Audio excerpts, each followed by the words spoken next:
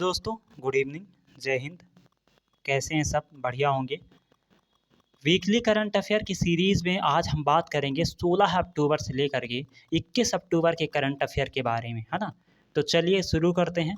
सबसे पहला क्वेश्चन है कि टी20 के सभी प्रारूपों में 300 मैचों में कप्तानी करने वाले दुनिया के पहले खिलाड़ी कौन बन गए हैं?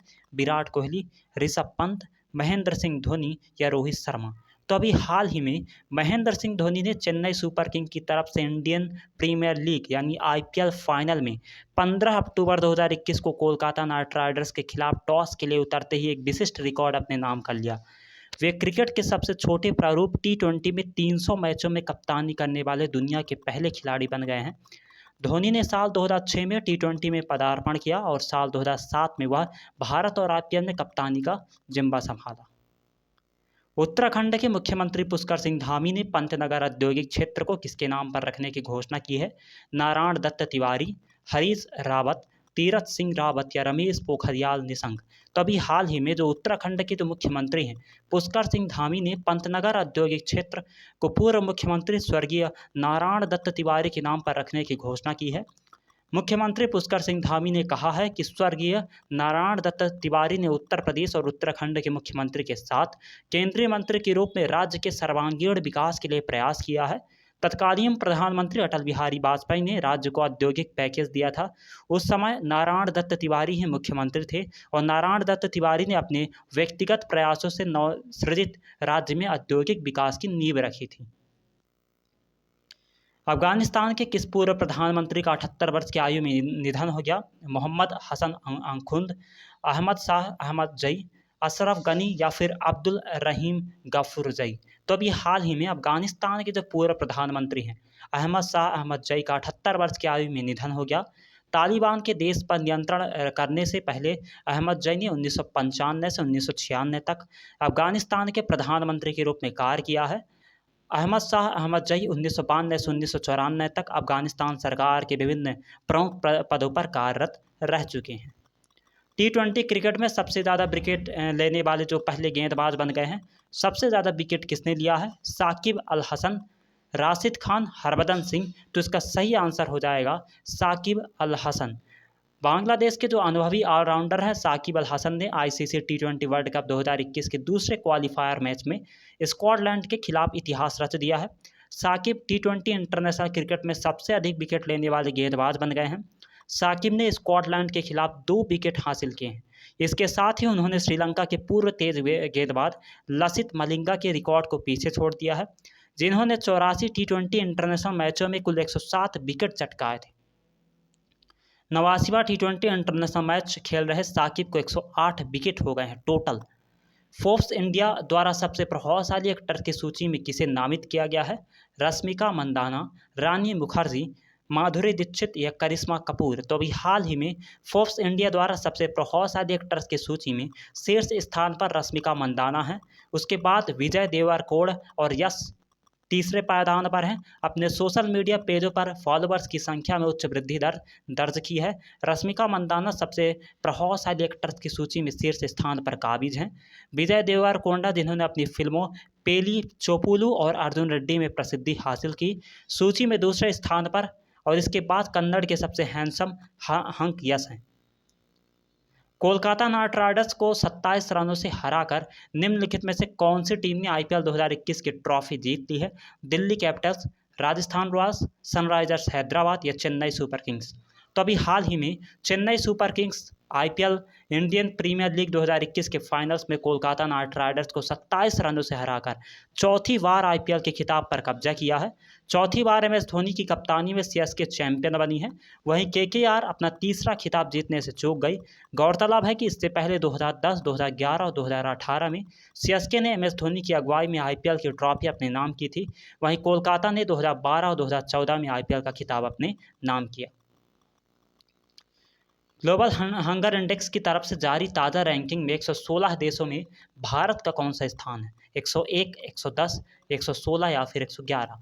तो अभी हाल ही में ग्लोबल हंगर इंडेक्स की लिस्ट जारी की गई है, जिसमें भारत की रैंक काफ़ी चिंताजनक है।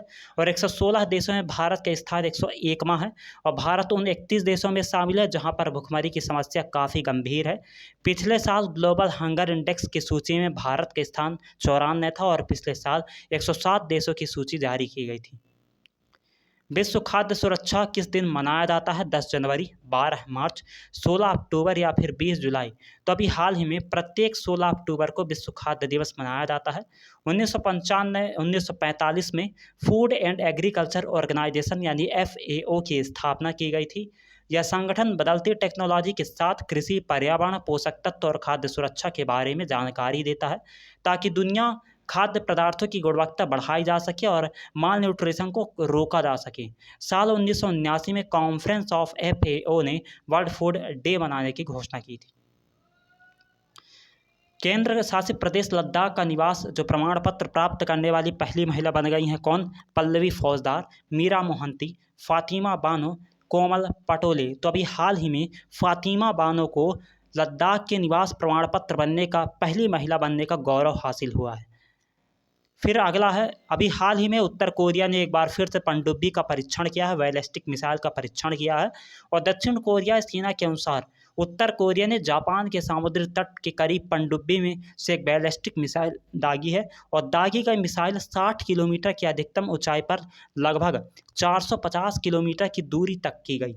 और उत्तर कोरिया ने एक पनडुब्बी से नई और छोटी बैलिस्टिक मिसाइल का परीक्षण कर क्षेत्र में तनाव को फिर से बढ़ा दिया है। विश्व सांख्यिकी दिवस कब मनाया जाता है? 10 जनवरी, 12 मार्च, 20 अक्टूबर या 25 अप्रैल। तो अभी हाल ही में 20 अक्टूबर को विश्व सांख्यिकी दिवस मनाया गया है। विश्व सांख्यिकी दिवस एक वैश्विक सहयोगात्मक प्रयास है जिसे संयुक्त राष्ट्र सांख्यिकी आयोग के मार्गदर्शन में आयोजित किया जाता है। संयुक्त राष्ट्र यानी UN महासभा ने 2010 में समाज में सांख्यिकी के महत्व को देखते हुए 20 अक्टूबर को विश्व सांख्यिकी दिवस के रूप में मनाने की घोषणा की थी। पहला विश्व सांख्यिकी दिवस 20 अक्टूबर 2010 को मनाया गया था। मैरीलोबॉन क्रिकेट क्लब यानी MCC ने हाल ही में किन दो भारतीय खिलाड़ी को मानद आजीवन सदस्यता प्रदान की है? इरफान पठान और श्रेयस गोपाल, जवागल श्रीनाथ और हरभजन सिंह, दिनेश कार्तिक और कुलदीप यादव, मुरली विजय या फिर शहबाज नदीम। तो अभी हाल ही में जवागल श्रीनाथ और हरभजन सिंह को मैरीलेबॉन क्रिकेट क्लब यानी MCC ने हाल ही में मानद आजीवन सदस्यता प्रदान की है। लंदन स्थित MCC को क्रिकेट नियमों का संरक्षक कहा जाता है। हरभजन सिंह ने 103 टेस्ट में 417 विकेट अपने नाम दर्ज किए हैं। वे खेल के इस फॉर्मेट में सबसे ज़्यादा विकेट लेने वाले भारतीयों में तीसरे पायदान पर प्रसिद्ध हैं।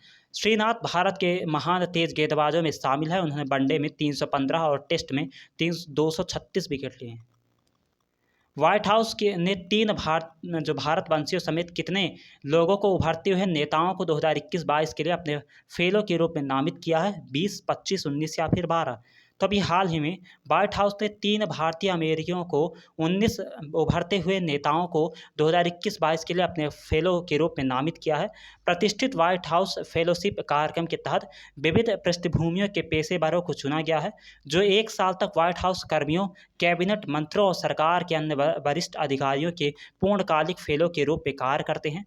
इसके लिए उन्हें वेतन भी दिया जाता है। और इस सूची में जगह बनाने वाले 3 भारतीय अमेरिकियों में कैलिफोर्निया के सनी पटेल हैं, जॉय बासु और न्यू जर्सी के आकाश शाह शामिल हैं। निम्नलिखित में से किन देशों में अमेरिका के दूत रहे जलमय खलीलजाद ने अपने पद से इस्तीफा दे दिया है? अफगानिस्तान, पाकिस्तान, बांग्लादेश या फिर ईरान। तो अभी हाल ही में अफगानिस्तान में अमेरिका के दूत रहे जलमय खलीलजाद ने अपने पद से इस्तीफा दे दिया है। उन्होंने काबुल में तालिबान के कब्जे के 2 महीने बाद ही इस्तीफा दे दिया है। इस बात की जानकारी अमेरिकी विदेश सचिव एंटनी ब्लिंकन ने की है। उन्होंने बताया कि अब थॉमस वेस्ट नए दूत होंगे। अमेरिका अफगानिस्तान के बीच शांति वार्ता में जलमय खलीलजाद की अहम भूमिका रही है। जलमय खलीलजाद ने तालिबान से बातचीत की और अफगानिस्तान में अमेरिका के सबसे बड़े युद्ध को खत्म किया और ट्रंप सरकार ने 2018 में उन्हें तालिबान से बातचीत करने के लिए विशेष दूत नियुक्त किया गया था।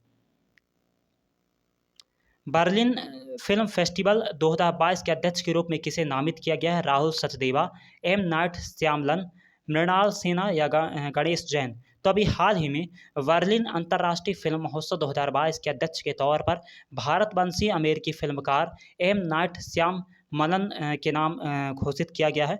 श्यामलन हॉलीवुड में एक जाना माना नाम है। उन्होंने the sixth sense, unbreakable, the village, science, split और हालिया ओल्ड जैसे फिल्मों का निर्माण किया है। बर्लिन फिल्म फेस्टिवल के 72वें संस्करण का आयोजन 10 से 20 फरवरी 2022 में होगा। किस राज्य सरकार ने 17 अक्टूबर 2021 को मेरा घर मेरा नाम योजना लॉन्च की है? तो अभी हाल ही में पंजाब सरकार, जो कि वहाँ के मुख्यमंत्री हैं चरणजीत सिंह चन्नी, ने 17 अक्टूबर 2021 को मेरा घर मेरा नाम योजना लॉन्च की है। यह योजना उन लोगों को जो स्वामित्व का अधिकार देगी जो शहरों के साथ साथ गांवों के लाल लकीर के भीतर घरों में रह रहे हैं। लाल लकीर से तात्पर्य उन भूमि से है जो गांव की बस्ती का हिस्सा है। ऐसी भूमि का उपयोग केवल गैर कृषि उद्योगों के लिए किया जाता है। यह योजना वंचित और ज़रूरतमंद तबके के लोगों, जो जितने भी लोग हैं, सभी लोगों को बहुत आवश्यक सहायता प्रदान करेगी। अंतर्राष्ट्रीय टेबल टेनिस महासंघ की विश्व रैंकिंग में कौन से स्थान पर कौन से खिलाड़ी हैं? हरमीत देसाई, कमलेश मेहता, साथियान ज्ञानशेखरन या पयास जैन? तो अभी हाल ही में पयास जैन, जो कि भारत के उभरते हुए टेबल टेनिस खिलाड़ी हैं, उन्हें लड़कों के अंडर 17 वर्ग में लगातार अच्छा प्रदर्शन कर रहे हैं। पयास जैन विश्व रैंकिंग में शीर्ष पर पहुंचने वाले दूसरे भारतीय टेबल टेनिस खिलाड़ी बन गए हैं। उन्होंने पहले यह उपलब्धि मानव ठक्कर ने हासिल की थी और जो जनवरी 2020 में अंडर 21 वर्ग में नंबर 1 रैंकिंग पर काबिज हुए थे। पयास जैन दिल्ली के पहले खिलाड़ी हैं जो अंतर्राष्ट्रीय टेबल टेनिस महासंघ की विश्व रैंकिंग में शीर्ष पर पहुंच गए हैं। विश्व आयोडीन अल्पता दिवस किस दिन मनाया जाता है? 21 अक्टूबर, 10 मार्च, 12 जुलाई या फिर 25 अगस्त? तो अभी हाल ही में प्रत्येक साल 21 अक्टूबर को विश्व आयोडीन अल्पता दिवस मनाया जाता है। इस दिन को मनाने का जो मुख्य उद्देश्य है शरीर में आयोडीन की कमी के प्रभावों तथा इसके नुकसान के बारे में लोगों को जागरूक करना है। शरीर में यदि आयोडीन की कमी लंबे समय तक बनी रहे तो स्वास्थ्य को कोई समस्या नहीं होती है और माना जाता है कि एक व्यक्ति को रोजाना लगभग 150 माइक्रोग्राम आयोडीन का सेवन करना आवश्यक। किस राज्य सरकार ने 19 अक्टूबर 2021 को अपनी बैठक में मुख्यमंत्री राशन आपके द्वार योजना को लागू करने का निर्णय लिया है? बिहार, पंजाब, मध्य प्रदेश या तमिलनाडु? तो अभी हाल ही में मध्य प्रदेश सरकार ने 19 अक्टूबर 2021 को अपनी बैठक में मुख्यमंत्री राशन आपके द्वार योजना को लागू करने का निर्णय लिया है। गरीब आदिवासी परिवारों को लाभ पहुंचाने के लिए मुख्यमंत्री राशन आपके द्वार योजना लागू की जाएगी। इससे राज्य के आदिवासी विकास खंडों में लागू किया जाएगा।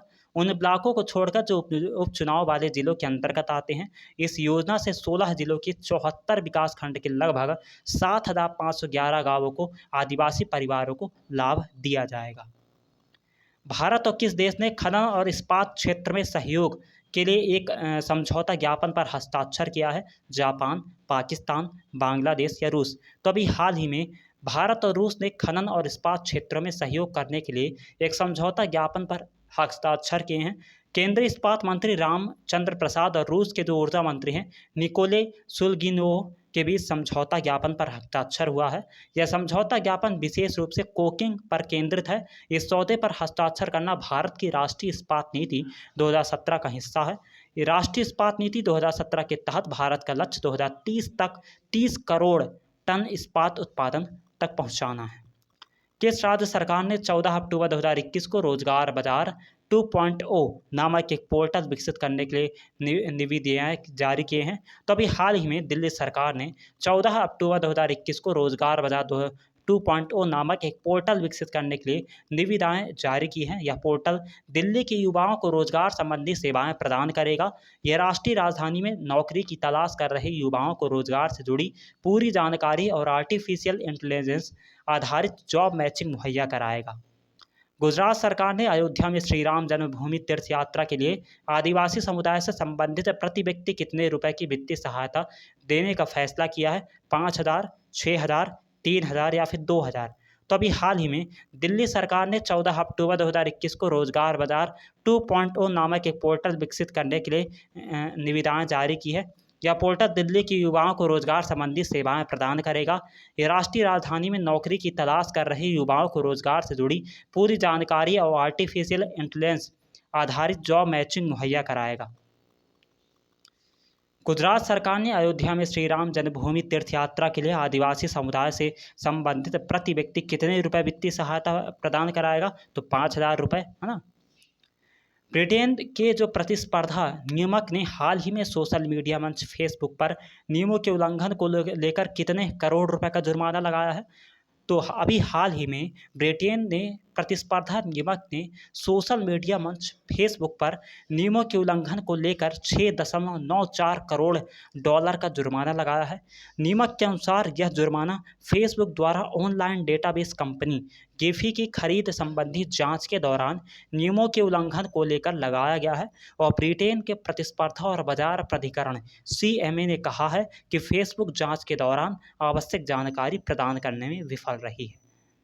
भारतीय रिजर्व बैंक यानी आरबीआई ने पेटीएम पेमेंट्स बैंक लिमिटेड यानी पीपीबीएल पर कितने करोड़ रुपए का जुर्माना लगाया है? 3, 1, 4 या फिर 5?